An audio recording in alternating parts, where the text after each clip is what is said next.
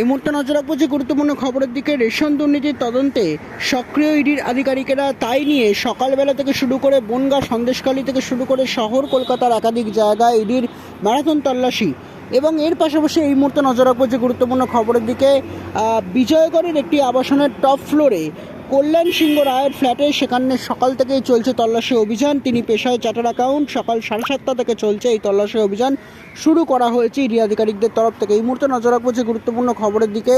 শুধুমাত্র সন্দেশখালী বনগাঁয় নয়, আজ শহর কলকাতায় ইডির আধিকারিকদের মেগা তল্লাশি রেশন দুর্নীতি মামলায়, সেই তদন্তকে সামনে রেখে এবং জ্যোতিপ্রিয় মল্লিক ঘনিষ্ঠ যারা সকল তৃণমূল নেতা, তাদের বাড়িতে চলছে সকাল থেকেই তল্লাশি পর্ব। এবং ইতিমধ্যেই বিজয়গড়ে সেখানে একজন চার্টার্ড অ্যাকাউন্টের বাড়িতে টপ ফ্লোরে সেই জায়গাতেও কিন্তু চলছে ইডির আধিকারিকদের তল্লাশি অভিযান।